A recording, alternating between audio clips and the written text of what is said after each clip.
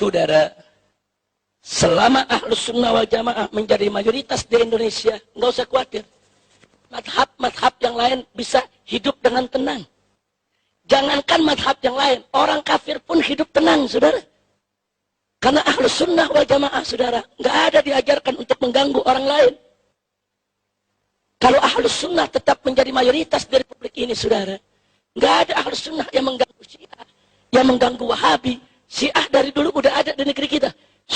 Wahabi dari dulu udah ada di negeri kita. Enggak, Ahlus Sunnah nggak ganggu. Selama mereka tidak mengganggu Ahlus Sunnah, ya ikhwan. Tapi hati-hati. Kalau besok bukan Ahlus Sunnah yang menjadi mayoritas di Republik ini, saudara. Kalau besok bukan Ahlus Sunnah yang menguasai negeri ini, saudara. Tidak ada yang bisa menjamin mazhab lain bisa hidup dengan tenang. Termasuk Ahlus Sunnah sekalipun, saudara. Lihat apa yang terjadi di Syria. Bagaimana kelompok-kelompok ekstrem Syiah dan kelompok-kelompok ekstrem Wahabi bertempur, saling bunuh. Dan Ahlus Sunnah wal Jamaah jadi korbannya, saudara.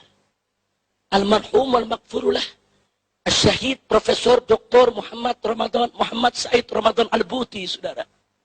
Siapa beliau? Ulama Asy'ari, ulama Syafi'i. Umur sudah 85 tahun, saudara. Begitu melihat bangsanya, rakyatnya, anak negerinya bertempur, sedih, dia nangis. Dia nasihati pemerintah, jangan bunuh rakyat. Dia nasihati rakyat, jangan berontak kepada pemerintah. Kedua belah pihak dinasihati, saudara. Diminta duduk bermusyawarah. Sebagaimana adat istiadat daripada Ahlus Sunnah wal Jamaah yang selalu menjunjung tinggi musyawarah. Tapi apa yang terjadi, saudara? Menjadi korban fitnah. Yang kelompok Syiah menuduh dia anti Syiah. Yang kelompok Wahabi menuduh dia bela Syiah, saudara. Akhirnya dibom majelisnya, dibunuh. Saat sedang mengajar tafsir Al-Quran. Biadab. Coba lihat, saudara. Makanya tadi saya katakan, kalau besok bukan Ahlus Sunnah lagi yang jadi mayoritas di negeri ini, siapa yang jamin? Siapa yang jamin Anda tidak ditindas, saudara? Sekarang aja belum berkuasa udah berani mengkafir-kafirkan kita. Sekarang belum berkuasa udah berani bicara di TV, di atas mimbar. Kita disesat-sesatkan, dikafir-kafirkan. Belum berkuasa saja sudah seenaknya menghina-hina kita. Apalagi berkuasa, saudara. Nah, saya bicara begini, bukan saya memprovokasi Anda untuk memerangi Syiah atau memerangi Wahabi, bukan. Tapi saya memotivasi Anda untuk memperkuat diri, untuk merapatkan barisan, untuk menguatkan benteng kita, Ahlus Sunnah wal Jamaah, saudara. Kalau benteng kita kuat, barisan kita kuat, mau Syiah, mau Wahabi, saudara, mau kelompok-kelompok lain, nggak bisa untuk memporak-porandakan persatuan kita. Tapi kalau besok mereka menjadi mayoritas, hati-hati. Lihat yang terjadi di Syria. Lihat yang terjadi di Irak, saudara. Lihat yang terjadi di Yaman saat ini, saudara. Yang jadi korban Ahlus Sunnah wal Jamaah. Ma'had-ma'had Ahlus Sunnah dibom. Rubat-rubat Ahlus Sunnah dibom. Saat ini 4.000 pelajar Ahlus Sunnah wal Jamaah yang selama ini sedang tekun belajar di Yaman. Madhab Syafi'i yang mereka pelajari, Asy'ari yang mereka pelajari. Begitu Yaman diobok-obok, diporak-poranda, bubar, pulang semua ke negerinya, saudara. Siapa yang terlibat? Yang terlibat Syiah yang ekstrim, Wahabi yang ekstrim, saudara.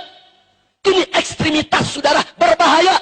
Mau di kalangan Syiah ke, mau di kalangan Wahabi ke, kalau sudah ekstrim, sangat-sangat membahayakan persatuan Islam. Maka itu, saudara, sekali lagi sebelum saya akhiri, kehadiran saya di sini bukan untuk memprovokasi Anda semua atau memprovokasi saudara-saudara saya dari kalangan NU atau dari kalangan seluruh Ahlus Sunnah wal Jamaah agar memusuhi Syiah, memusuhi Wahabi, membantai, membunuh mereka. Bukan itu, saudara. Tapi saya memotivasi Anda untuk memperkuat diri. Memperkuat diri. Satu informasi yang saya mau sampaikan kepada Anda, saudara. Anda tahu sejak tahun 80-an, Kedutaan Besar Arab Saudi membagi-bagikan ribuan beasiswa. kepada santri-santri Indonesia, santri-santri pesantren untuk belajar di Arab Saudi sana. Saya termasuk salah satu yang mendapatkan beasiswa. Saya belajar di King Saud University. Saya selesaikan program S1 saya di sana, saudara. Saya lihat dengan mata kepala saya. Saya dengar dengan telinga saya, saudara. Berapa banyak? Tidak kurang dari 75-80% pelajar Indonesia yang belajar di Arab Saudi, di universitas-universitas pemerintah Saudi, berubah menjadi Wahabi. Kalau sekedar berubah menjadi Wahabi, saya masih nggak kaget, saya masih nggak khawatir. Kalau Wahabi buat dirinya, tapi begitu mereka pulang, berapa banyak di antara mereka direkrut, diberikan tugas, dimodali, dikasih finansial. Untuk apa? Untuk mewahabikan Indonesia. Ya, mereka pulang. Mereka diberikan finansial. Mereka bisa membentuk organisasi, membentuk mahat-mahat, membangun masjid-masjid. Uang mereka banyak, ekonomi mereka kuat, pendanaan mereka luar biasa. Dan mereka di backup oleh kekuatan asing, saudara. Hati-hati kita sentuh mereka. Anda sentuh mereka, saudara, pemerintah Saudi yang akan protes. Ini urusan internasional, saudara. Dan pada tahun yang sama, setelah revolusi terjadi di Iran, Iran pun melalui kedutaan besarnya membagi-bagikan ribuan beasiswa kepada santri-santri pesantren di Indonesia, saudara. Ya, kita bersyukur, kita berterima kasih kepada Saudi, kepada Iran yang telah memberikan kesempatan kepada santri kita untuk belajar di jenjang pendidikan yang lebih tinggi. Tapi kita prihatin, manakala yang di Saudi diwahabikan, yang di Iran disiahkan. 99% pelajar Indonesia yang belajar di Iran jadi Syiah, saudara. Baik, kalau Syiah buat diri mereka, saya nggak kaget. Itu hak pribadi mereka, saudara. Tapi begitu mereka pulang, mereka mendapat misi untuk mensiahkan Indonesia. Mereka dibiayai, mereka dimodali, mereka mendapatkan pendanaan. Masya Allah. Singkat cerita, ini sudah berlangsung dari awal 80-an. Sekarang kita sudah 2015. Anak-anak kita yang belajar di sana udah banyak pulang, pada jadi doktor, saudara. Nah, sekarang pertanyaan saya, apa yang sudah kita siapkan untuk menghadapi mereka? Besok, 1001 dokter Wahabi pulang ke Indonesia. Besok, 1001 dokter Syiah pulang ke Indonesia.